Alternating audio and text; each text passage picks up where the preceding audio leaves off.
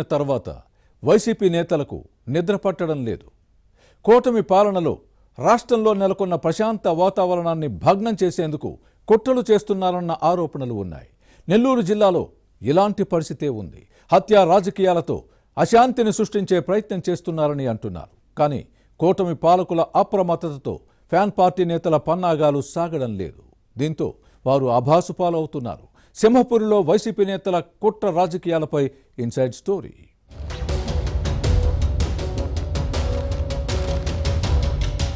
అధికారంలో ఉన్నప్పుడు చెలరేగిపోయిన నెల్లూరు జిల్లా వైసీపీ నేతలకు పవర్ పోయిన తర్వాత ఏం చెయ్యాలో దిక్కు తోచటం లేదు. కూటమి ప్రభుత్వాన్ని ఏ విధంగా అభాసుపాలు చేయాలన్న అంశంపై దృష్టి పెట్టి కుట్ర రాజకీయాలకు తెరతీస్తున్నారు. ప్రజల మధ్య గొడవలు పెట్టి శాంతి భద్రతల సమస్యలను సృష్టించి తమ కడుపు మంటను చల్లార్చుకోవాలని ప్రయత్నిస్తున్నారు. జనంలో కలతలు, వర్గ వైషమ్యాలను సృష్టించి రాష్ట్రం భగ్గుమంటే ఆ మంటల్లో చలికాచుకుని పైశాచిక ఆనందం పొందాలన్న ఫ్యాన్ పార్టీ నేతల ప్రణాళికలు ముందుకు సాగటం లేదు. వారి ఎత్తులను కూటమి పాలకులు ఎప్పటికప్పుడు చిత్తు చేస్తున్నారు. ఇటీవల కావలి టీడీపీ ఎమ్మెల్యే కావ్యకృష్ణారెడ్డిపై హత్యకు కుట్ర జరిగింది. పక్క నియోజకవర్గంలో ఈ శాసనసభ్యుడి బంధువులు నిర్వహిస్తున్న స్టోన్ క్రషర్ దగ్గరికి వైసీపీ మాజీ ఎమ్మెల్యే రామిరెడ్డి ప్రతాప్ కుమార్ రెడ్డి తన అనుచరులను పంపడం వారిలో ఇద్దరు రౌడీ షీటర్లు సృష్టించిన రగడ రాజకీయ రచ్చకు కారణమైంది.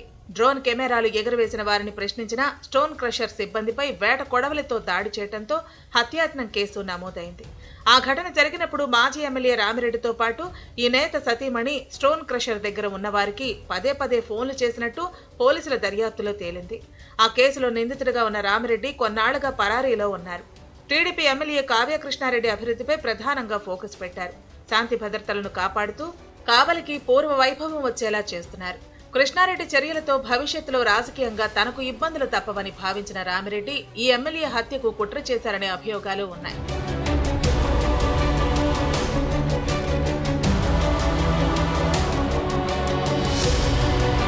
Nellore rural TDP MLA Kotamreddy Sridhar రెడ్డిని లేపేస్తే డబ్బే డబ్బు అంటూ కరడుగట్టిన రౌడీ షీటర్లు చేసిన వ్యాఖ్యల వీడియో పెనుదుమారం సృష్టించిన విషయాన్ని గుర్తుపెట్టుకోవాలి.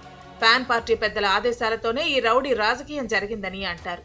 వైసీపీ హయాంలో కిలేడి అరుణ, రౌడీ షీటర్ శ్రీకాంత్ సాగించిన ఆగడాలను చెప్పాల్సిన పనిలేదు. ఏకంగా ఎస్పీలే వారికి సలాం కొట్టి గులాంగిరి చేశారంటే పై స్థాయిలో ఎంత పలుకుబడి ఉందో అర్థం చేసుకోవచ్చు.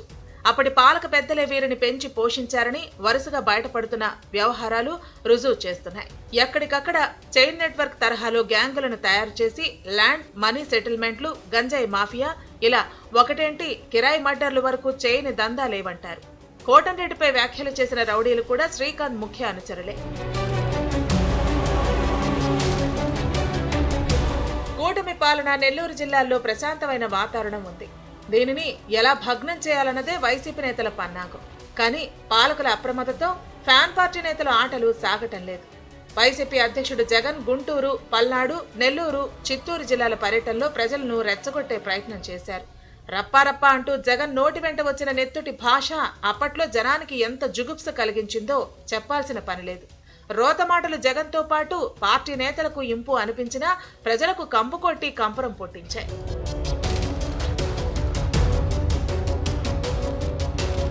మరోవైపు పులివెందుల ఎమ్మెల్యే జగన్ శాసనసభ సమావేశాలకు డుమ్మా కొట్టడం నెల్లూరు జిల్లా రాజకీయ వర్గాల్లో చర్చనీయాంశంగా మారింది. జగన్ నిజంగా ప్రజాస్వామ్యవాది అయితే ఓటర్లు ఎంతో నమ్మకంతో గెలిపిస్తే అసెంబ్లీకి వెళ్లకపోవటం ఏంటని అని ప్రశ్నిస్తున్నారు. సభకు హాజరై ప్రజా సమస్యలను ఎందుకు చర్చించరని నిలదీస్తున్నారు. అర్హత లేకపోయినా ప్రతిపక్ష నేత హోదా కోసం మారం చేయటం చిన్నపిల్లాడి చేష్టలను తలపిస్తున్నాయన్న కామెంట్స్ వస్తున్నాయి. ప్రజలను మభ్యపెట్టి అడ్డదారులు, అడ్డగోలు వ్యవహారాలతో మళ్లీ అధికారంలోకి వచ్చే ప్రయత్నాలు చేస్తారని చర్చ సాగుతోంది. ప్రజాస్వామ్య పద్ధతిలో రాజకీయాలు చేయలేక కూటమి పాలనలో ఈ విధంగా సాగుతున్న పాలిటిక్స్ లో మనలేక వైసీపీ నేతలు హింస సృష్టించాలని చూస్తున్నారన్న ఆరోపణలు వస్తున్నాయి. వీరి పన్నాగాలు ఏ పరిణామాలకు దారితీస్తాయోనని సింహపురి వాసులు టెన్షన్ పడుతున్నారు. ఫ్యాన్ పార్టీ నేతలు మున్ముందు ఎలాంటి పన్నాగాలకు తెరతీస్తారో చూడాలి.